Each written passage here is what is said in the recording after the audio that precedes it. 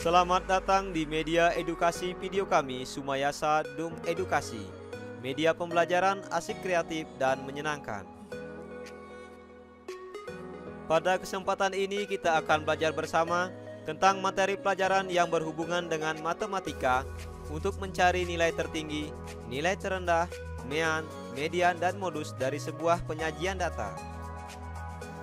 Burung beo, burung belibis, buah naga dimakan ulat. Tonton videonya sampai habis, semoga bermanfaat. Namun sebelum lanjut, mari kita sama-sama berdoa sejenak agar kita diberikan kemudahan dan kelancaran di dalam belajar. Dan jangan lupa, mari sama-sama kita dukung dan kita bangun channel ini. Klik subscribe, like, dan share agar video ini memberikan manfaat untuk kita bersama. Yang pertama, kita akan belajar menentukan nilai tertinggi dan nilai terendah dari suatu penyajian data. Nah, untuk menentukan nilai tertinggi dan nilai terendah ini, hal yang pertama harus kita lakukan yaitu dengan mengurutkan data terlebih dahulu, di mana data-data ini diurutkan dari nilai terendah ke nilai tertinggi. Misalnya, ada sebuah soal, urutkan data berikut dari yang terkecil. Nah, ini kita urutkan dulu dari yang terkecil sampai ke yang terbesar. Jika kita lihat dari data-data ini, nilai yang terkecil yaitu nilai 4, sedangkan nilai yang terbesar yaitu 21. Nah, jadi sekarang kita mulai dengan cara yang pertama, diurutkan dulu datanya dari yang terkecil. Dimulai dari data keempat, kemudian data kelima, keenam, sampai seterusnya. Dan data yang terakhir yaitu 21.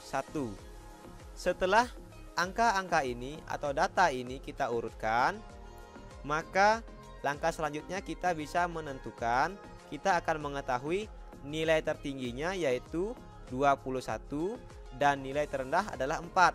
Nah ini. Sedangkan terdapat 3 data dengan nilai 11. Kita lihat. Yang memperoleh nilai 11 ini ada 3 orang. 1, 2, 3. Nah, kalau yang memperoleh nilai 12 ini ada 2, 1, 2.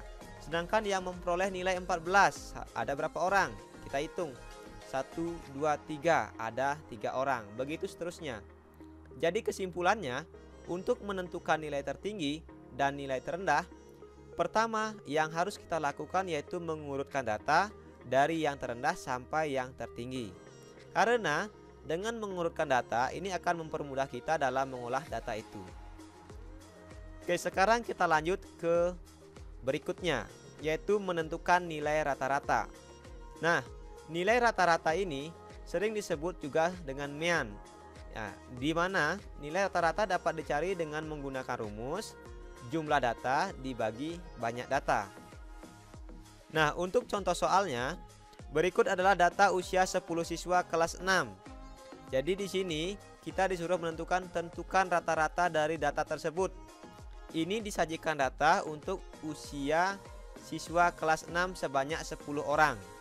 Dimana untuk yang berusia 11, 1, 2, 3 ada 3 orang. Tetapi datanya masih teracak, belum diurutkan. Selanjutnya, untuk yang berusia 12, 1, 2, 3, 4, 5 ada 5 orang. Nah, dari data-data ini, kalau kita ingin mencari nilai tertinggi dan nilai terendah, tentu kita harus mengurutkan dulu datanya dari yang terkecil ke yang tertinggi. Nah, di sini yang menjadi pertanyaan adalah kita disuruh menentukan nilai rata-rata.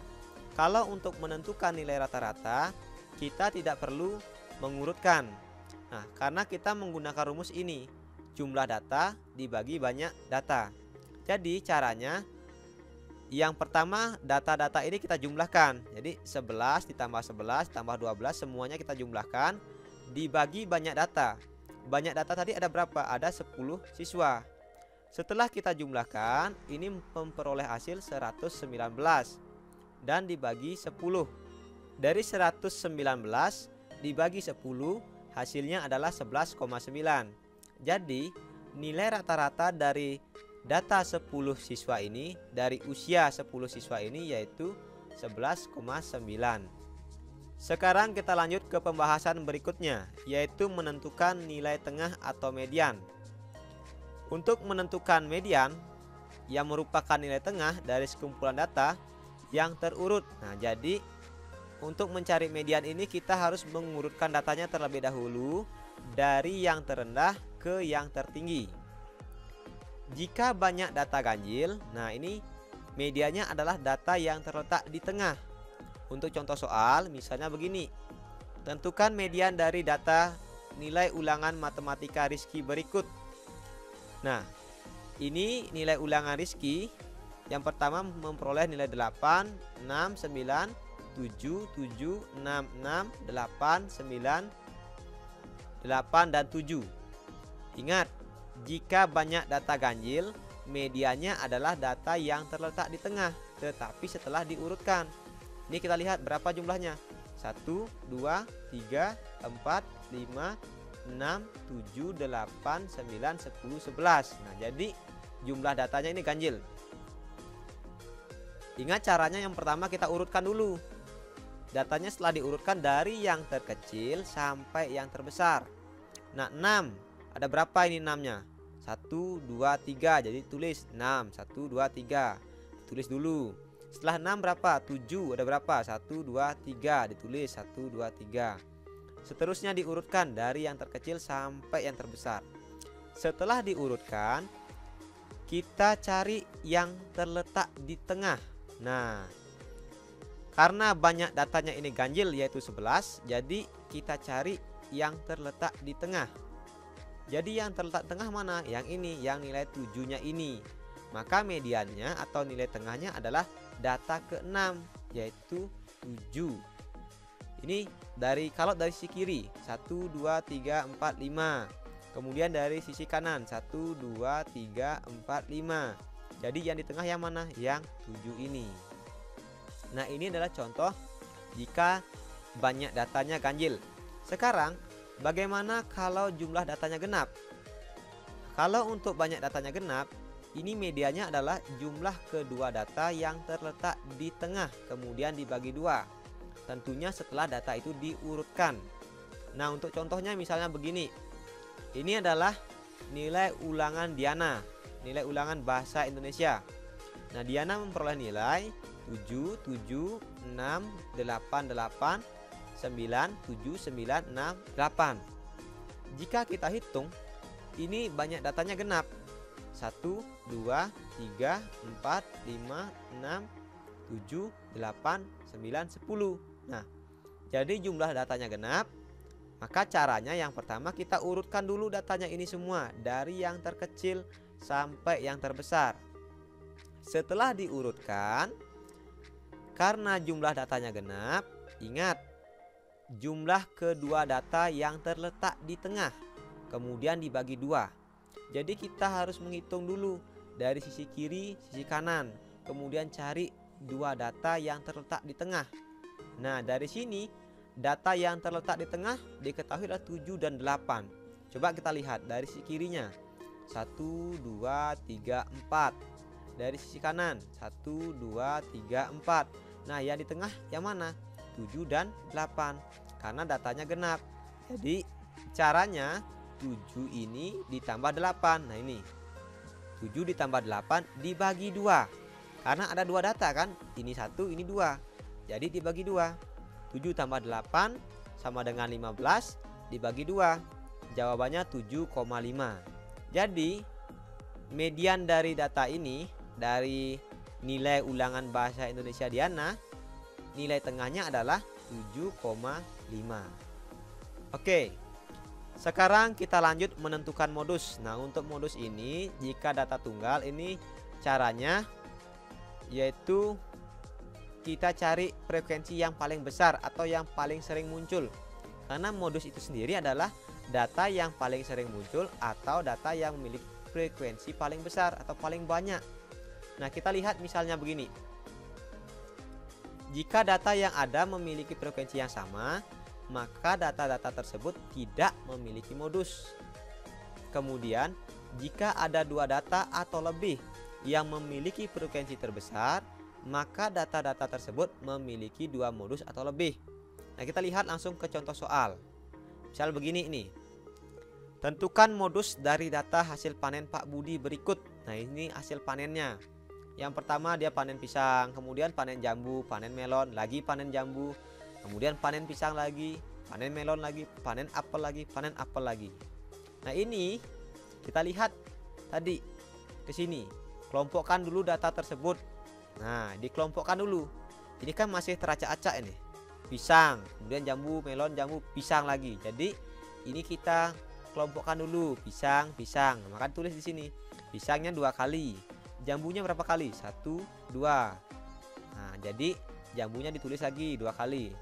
Setelah data ini ditulis ulang atau dikelompokkan, kita ketahui. Di sini kita lihat.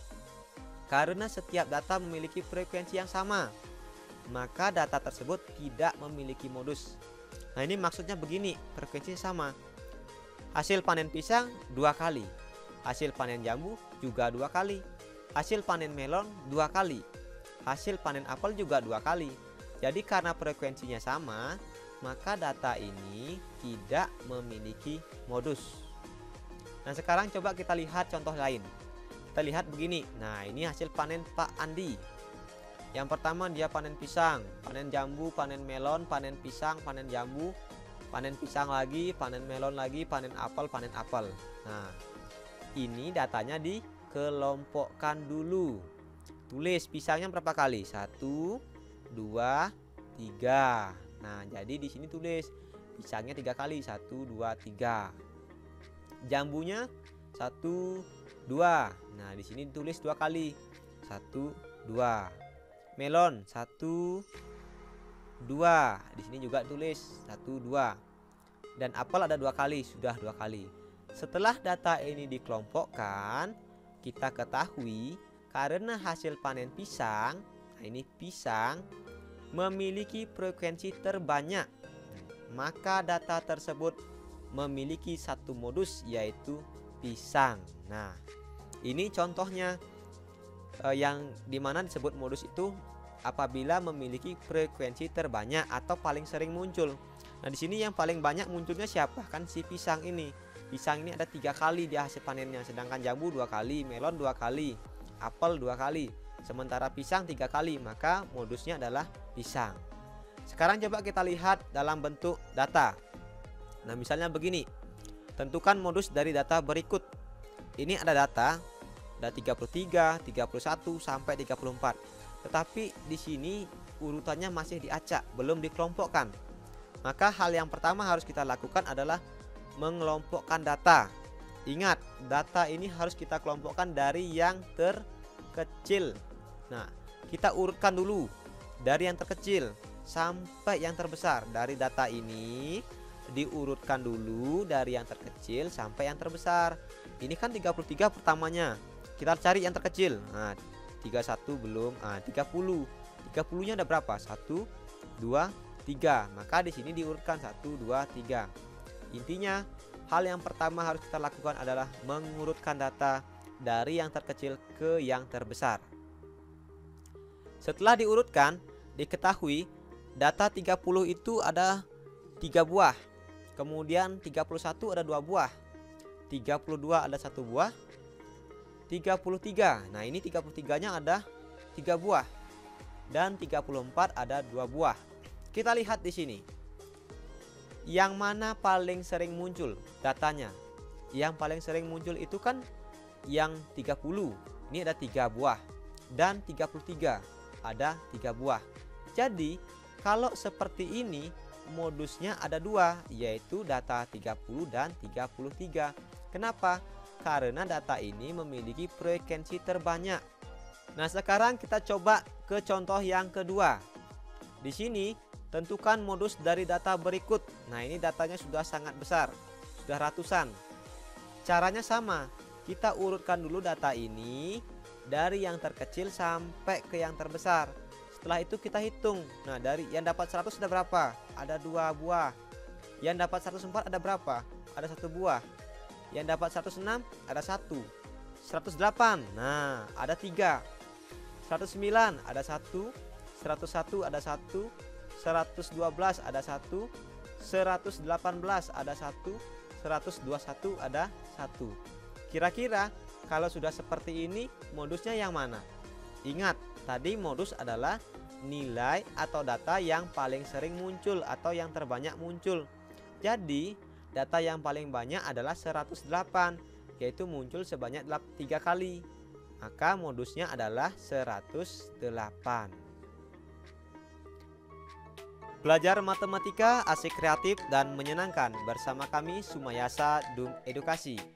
Jadi pada kesempatan ini kita sudah belajar bersama tentang materi pelajaran yang berhubungan dengan cara mencari nilai tertinggi, mencari nilai terendah, mencari mean, mencari median, mencari modus.